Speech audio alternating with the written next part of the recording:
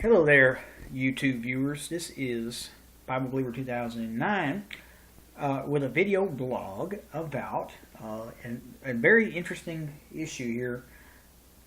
I want to talk about today something that I saw on Fox News. I guess Sean Hannity, he's been discussing Obamacare on his show, and he has a live studio audience, and he will speak and present his case, and then he'll let them debate it.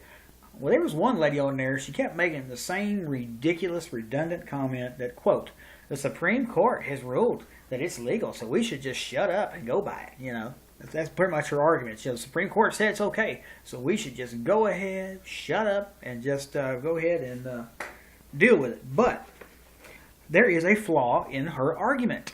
I wish I could be on Sean Hannity's live audience, but I want to bring up I'm going to illustrate a point here.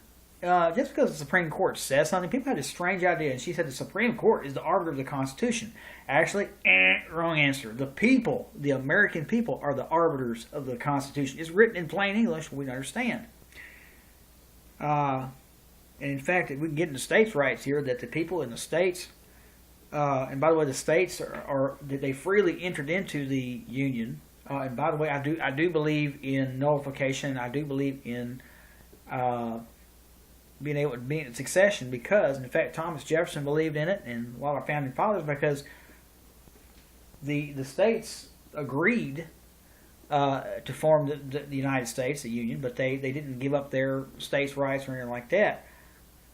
And it's basically the Constitution. It's an agreement between the states and the federal government, and there are strict limits put on the federal government's power to make sure that they don't intrude on the rights of the states, on the rights of individuals. And so this ridiculous idea that the Supreme Court, they are almighty, all powerful, all knowing, they're like the Wizard of Oz, whatever they say we must do. That's malarkey. That is a recipe for disaster, a recipe for tyranny. Now I'm going to give you an example of here some of the ridiculous decisions the Supreme Court has handed down.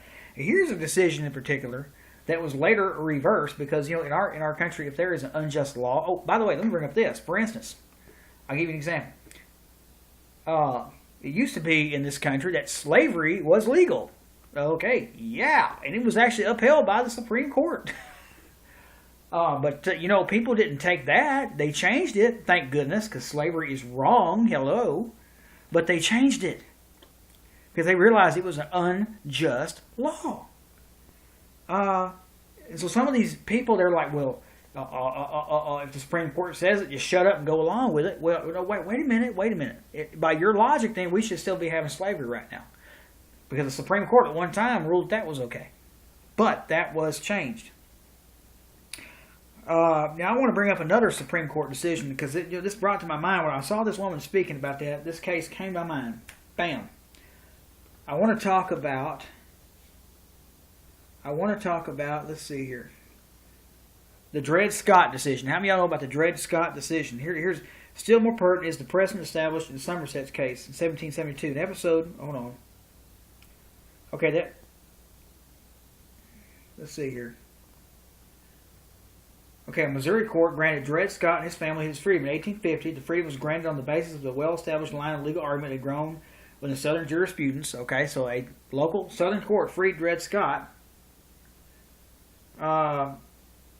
Let's see here. I guess it was appealed up to the circuit, and the Missouri Supreme Court, hearing the case on appeal, reversed the decision of the circuit court and declared Scott and his family still enslaved.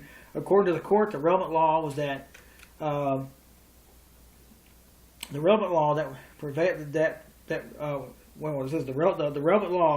was that prevailing in Missouri, not in Illinois or Wisconsin territory. Now listen to this. The case eventually made its way to the U.S. Supreme Court where, in a 7-2 decision, the court ruled against Scott. Chief Justice Roger Taney argued that due to Scott's lack of American citizenship, he was not entitled to bring suit in the Supreme Court, and so the most recent court decision against him stood.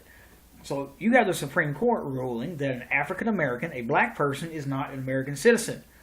Now, to these idiots that think just because the Supreme Court said Obamacare is okay, then you should be, okay, then according to your own logic, we should still have slavery and black people should not be declared citizens because the Supreme Court said it. I just read you the decision of the Supreme Court under Mr., let's see here, Chief Justice Roger Taney.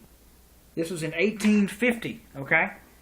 But you'll notice something. Why don't these people who are arguing this, these liberal people who really disgust me at their lack of intelligence and the fact that they're not informed, you can tell this. But think about that, though. The Supreme Court at one time ruled that African Americans were not citizens.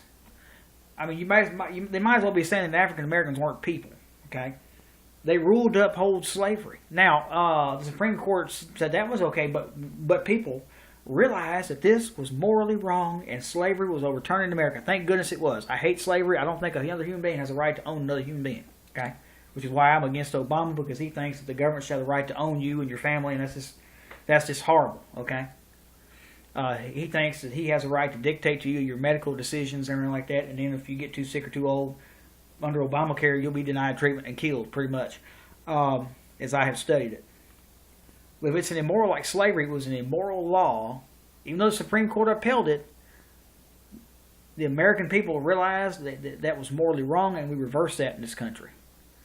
So these people who were saying just because the Supreme Court said it must be, they're the supreme authority and whatever they say, no. Because obviously the Supreme Court, I'm proving, can be wrong, can make bad decisions that can be reversed. That's the beauty of the American system. These people are like, well, it's been litigated. I hear these people on all over the place, well, it's been litigated. The Supreme Court said it was okay. It was voted through. Well, yeah,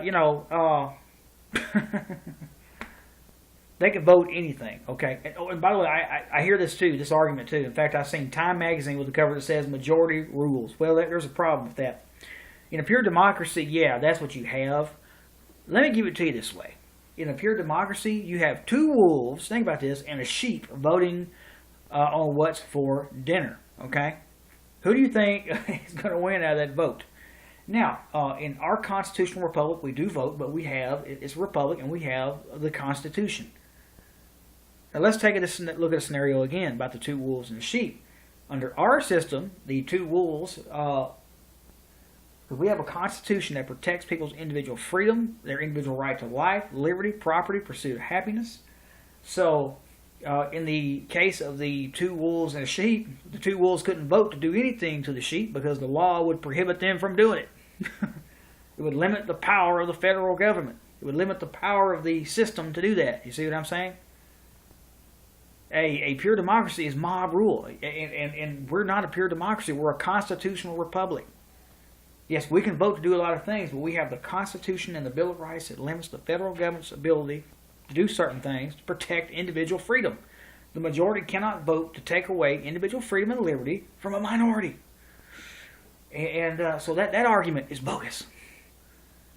Because Obamacare strips people of their individual freedom to make their own health choices. Okay? Whether or not to buy insurance or not. The government shouldn't be getting in my business and telling me what I should or should not buy. That's tyranny. That's dictatorial. It's controlling. It's manipulative. And then on top of that, they want to force you in this system where, by the way, you're paying twice as much, maybe 3 times as much as you would have paid for your other insurance, okay? And you get less coverage, and then they can turn around and arbitrarily deny you treatment. Oh, and by the way, Obamacare is so popular, only 7 people signed up in Louisiana. 7 people, woo! And it's so popular that, and it's so good that Kathleen Sebelius, when she was asked, I think it was on the Jon Stewart show, how many people signed up? I can't tell you that. She said, I can't tell you that. I don't know. What do you want to bet that she probably does know, and the number is so low that they're probably embarrassed to have to say it, to admit that this Obamacare has been a complete flop and a failure. But anyway, I just made some logical, common sense arguments. So about why the Supreme Court said it's good and it's okay argument is baloney, and why the majority rules argument is baloney. I've covered those two. And I'm using history here to give people a logical sense here. So, by the way, I'd love to do a video too on the saying people have, and I heard them say it all the time: "Pay your fair share." Pay your fair share of what? Who came up with that slogan?